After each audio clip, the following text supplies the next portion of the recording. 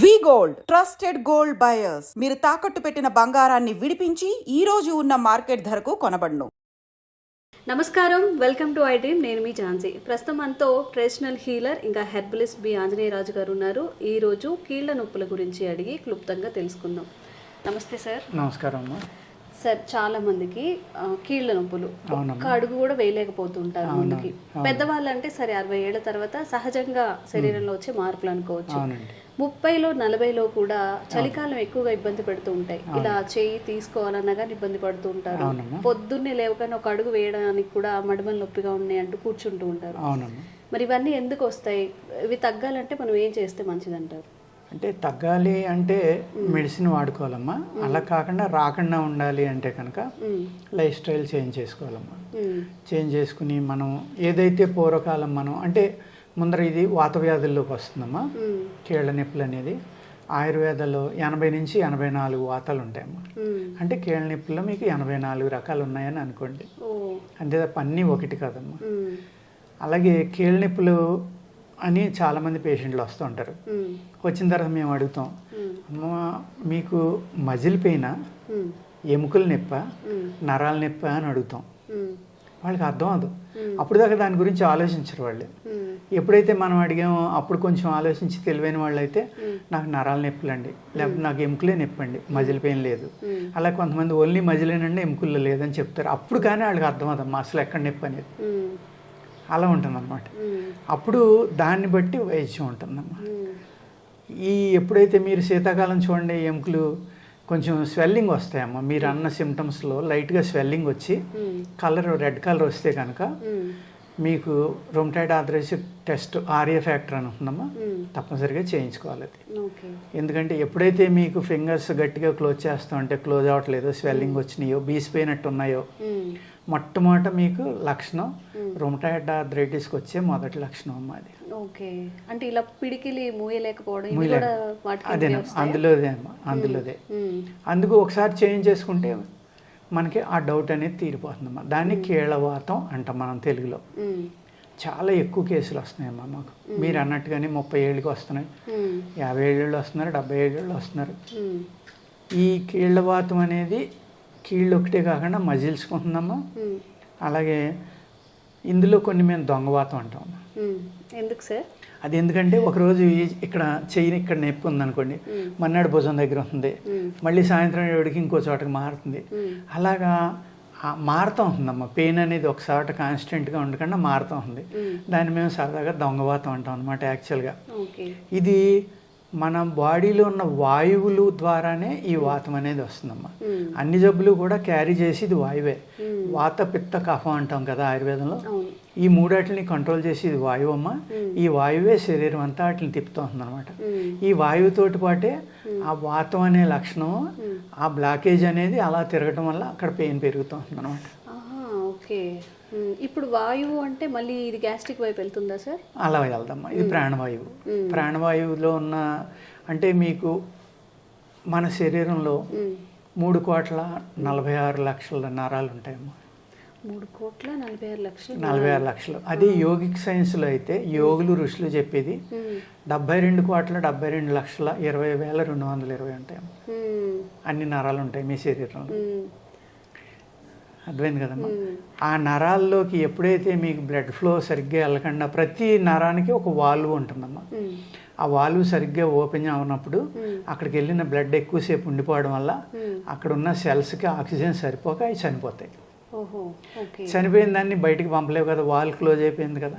అప్పుడు శరీరం మీకు నొప్పి ద్వారా మీకు అక్కడ సిగ్నల్ ఇస్తుంది, ఇక్కడ నాకు ఇబ్బంది ఉంది అని. ఆ వాల్ని ఓపెన్ చేయడానికి సూది గుచ్చేది ఆక్యుపంక్చర్ అమ్మ. ఆ గాలిని బయటికి తీసేయటం, ఆ గాలిని పక్కకు జరపడం అనేది ఆక్యుప్రెషర్ అమ్మ. వాయువు మీదే మన శరీరం అంతా ఆధారపడి ఉంటుంది. ఈ వాయువు వికటించినప్పుడే ఇలాంటి జబ్బులు వస్తాయమ్మా. ఏ ప్రాబ్లం వచ్చినా సరే వాయువు అనేది వికటించడం వల్ల, అది మళ్ళీ వెనక్కి రాకపోవడం వల్ల, అక్కడికి ఆక్సిజన్ అందకపోవడం వల్ల ఈ ప్రాబ్లం అనేది స్టార్ట్ అవుతుందండి. ఎందుకు బ్లాక్ అవుతాయి సార్ అలాగా ఒక చోట? వ్యాయామం లేక, ఓకే. అదర్వైజ్ తిన్న ఆహారంలో ఉన్న కొన్ని ఈ టాక్సిన్స్ పెరిగిపోవడం వల్ల ఇప్పుడు షుగర్ అనేదమ్మా చాలా ఎక్కువ మందిలో వస్తుంది. అందులో హైదరాబాద్ని క్యాపిటల్ ఆఫ్ షుగర్ అంటున్నారు, డయాబెటీస్ అంటున్నారు, మన ఆంధ్రానే అంటున్నారు సార్, ఆంధ్ర అంటున్నారు. అటువంటిప్పుడు మీకు ఎందుకు వస్తుందమ్మా తేడా? రకరకాలు అంటే ఫస్ట్ పురుగు మందులు కానీ ఎరువులు వాడడం కానీ మన ఆంధ్ర తెలంగాణలో చాలా ఎక్కువ, సౌత్ ఇండియాలో. అదేవిధంగా హ్యాబిట్స్ కూడా మనకి చాలా డిఫరెంట్గా ఉంటాయి. హైదరాబాదు 1.5 ఉంటారు దగ్గర దగ్గర. ఇప్పుడు మనం ఏదో 1.30, 1.40 అంటే పాత లెక్కల ప్రకారం చూసుకుంటున్నామా. అంటే ఆల్మోస్ట్ 40% జనాభా ఇక్కడే ఉన్నారు తెలంగాణ లెక్కేసుకుంటే. ఈ సిటీలో ఆక్సిజన్ ఎక్కడ దొరుకుతుందమ్మా? ఎలా అయిపోయింది.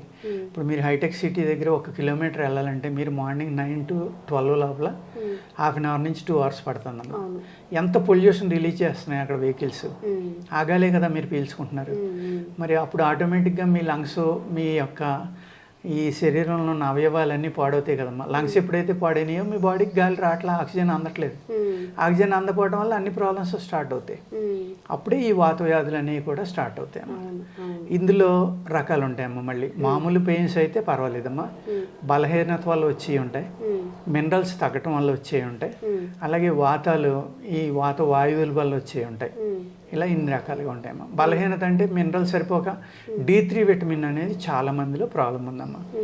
నేను చాలామంది నా దగ్గరికి వస్తూ ఉంటారు, వాళ్ళు చూస్తే చాలా బాగుంటారు, వాళ్ళకి ఎక్కడ వ్యాధి ఉన్న లక్షణం ఉండదు. మీరు D3, B12 చేయించండి అంట సాధారణంగా. కొంతమందికి మినిమం 30 ఉండవలసింది 10, 12 ఇలా ఉంటుందమ్మా. దానివల్లే ఈ పెయిన్స్ అన్నీ వస్తాయి. నేను మందు అక్కర్లేదు, మీకు బలానికి ఇస్తాను, ఏదో ఒక లేహ్యం లాంటిది పట్టుకెళ్ళి ఆ D3 వాడుకొని తగ్గిపోతుందంట. వాళ్ళు మందులకు వస్తే మందులు ఎవరేంటి మీరు అని అడుగుతారమ్మా నన్ను.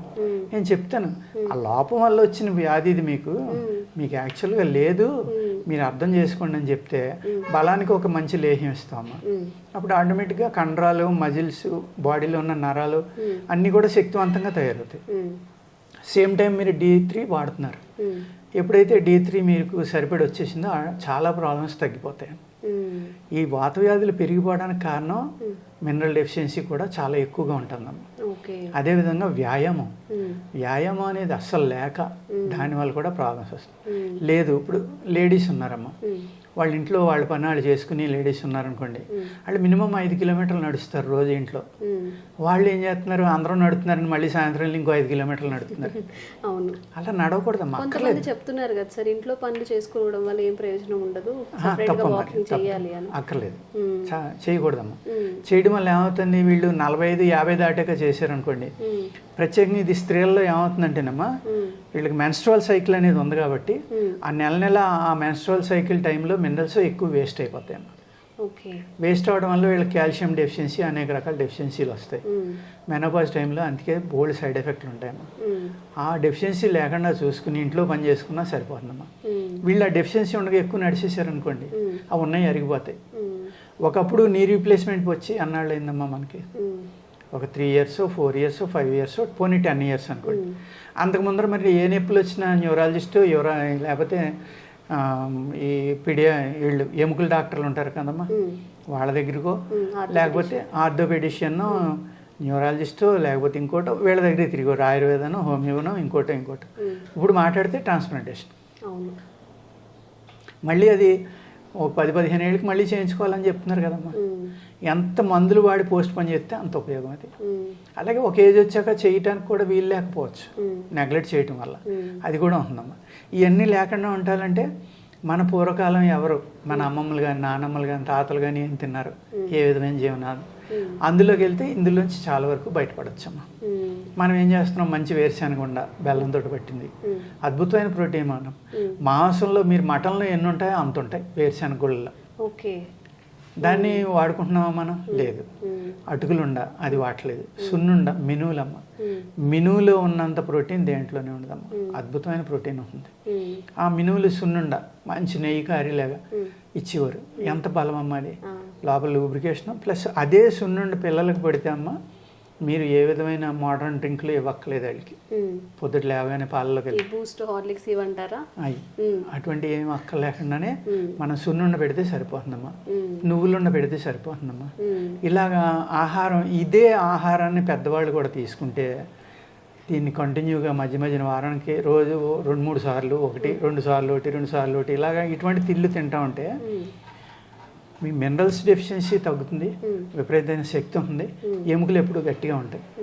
ఎప్పుడైతే మనం ఈ నువ్వులన ఇవన్నీ మానేసి రిఫైండ్ ఆయిల్స్లోకి వెళ్ళామో, అలాగే ఎప్పుడైతే మీరు 0B ఫిల్టర్ మొదలుపెట్టారో అప్పుడు ఈ ఎముకల వ్యాధులన్నీ స్టార్ట్ అయిపోయినాయి. ఎందుకంటే మనకి మినరల్ అనేది వాటర్ ద్వారా హైయెస్ట్ వస్తుందమ్మా మన బాడీలోకి, ఫుడ్ ద్వారా వస్తుంది. అసలు వాటర్లో 0B అంటే ఏంటమ్మా, అందులో ఏమీ లేదని అర్థం. ఏమీ లేనప్పుడు అది తాగితే ఎలా ఉపయోగపడుతుందమ్మా మీకు? ఓన్లీ దాహం అనే లక్షణాన్ని తగ్గించడానికి తప్ప మీ బాడీలోకి మీకు బాడీకి కావాల్సింది ఏది కూడా అందులో లేదు. 0 అని వాళ్ళే చెప్తున్నారు కదా, అంతే 0, మీరు 0 అయిపోతారు. మీ బాడీలో ఏముండదు. ఆటోమేటిక్గా ఎముకల నొప్పులు వస్తాయి, కీళ్ళ నొప్పులు వస్తాయి, మన నరాల నొప్పులు వస్తాయి, అన్నీ మజిల్ పెయిన్ వస్తుంది, అన్నీ స్టార్ట్ అయిపోతాయి. అందుకు ఏంటంటే వాటర్లో చాలా ఇంపార్టెంట్ అమ్మా, ఆహారం చాలా ఇంపార్టెంట్. మనం పూర్వకాలం ఎలా తినేవాళ్ళం అటువంటివి తింటా ఉంటే చాలా చక్కగా మీకు నరాలు కానీ ఎముకలు కానీ గట్టిపడతాయి, బాగా ఉంటారు. ములగాకు తెలగపిండి అనేది పూర్వం ఆషాఢ మాసంలో కనీసం 2-3 సార్లు తినమనేవారు. అలాగా పిండి వంటలు జాన్యువరి వచ్చింది అనుకోండి, సంక్రాంతి, అరిసెలు స్పెషల్ అమ్మ. నేను అనేక వీడియోల్లో చెప్పాను. అరిసెలు నువ్వుల నూనెతోటే వండేవారు, అందులో బెల్లము వరిపిండి కలిపేవారు అన్నమాట. బెల్లం వరిపిండి అనేది కలిపేటప్పటికి ఆ రెండాట్ల యొక్క శక్తి ఎన్నో రెట్లు పెరిగిపోతుంది. పెరిగిపోయి అది ఎప్పుడైతే తిన్నారో మీరు విపరీతమైన బలం. ఎందుకంటే జనవరిలో చలిగాలి మంచి వేడి చేస్తుంది, బాడీలో హీట్ పుట్టిస్తుంది, శక్తినిస్తుంది. దీపావళికి బూరమ్మ, అది శనగపప్పు, బెల్లం, మళ్ళీ నువ్వుల నూనె. అప్పుడేంటి, వర్షాకాలం మళ్ళీ మీ శరీరం బద్ధకంగా ఉంటుంది కాబట్టి మీకు స్ట్రెంగ్త్ ఇవ్వాలి కాబట్టి ఆ ఆహారాన్ని అప్పుడు పెట్టారు. ఇప్పుడు రెసిపీస్ అన్ని మారిపోయినాయి. ప్లస్ ఏంటంటే ఈ హోమ్ ఫుడ్స్ వచ్చాక అన్నీ కూడా మొత్తం ఎప్పుడు కావాలంటే అప్పుడు అన్నీ దొరుకుతున్నాయి. సీజనల్ ఫుడ్ అనేది మిస్ అయిపోయాము. ఏ సీజన్లో తినవలసింది ఆ సీజన్. ఇప్పుడు చేసుకునే వాళ్ళు ఎవరు ఉన్నారు సార్? ఆ టైంకి బేకరీలో తెచ్చి మామిడికాయ కూడా 365 రోజులు దొరుకుతుందమ్మా. అవును, వాటర్ మిలన్ దొరుకుతుంది. అలాగా ఆ సీజన్ అనేది మారిపోయేసరికి భగవంతుని యొక్క క్రియేషన్లో సమ్మర్లో వాటర్ మిలన్, లేకపోతే సపోటా, మామిడికాయ, పైనాపిల్, పనసపండు, ఇలాగా ఆ నేచర్. శీతాకాలం వచ్చింది, సీతాఫలం, ఆరెంజెస్, బత్తాయిలు, ఇటువంటి ఇలాగా సీజన్ బట్టి కూడా ఉండేవమ్మా.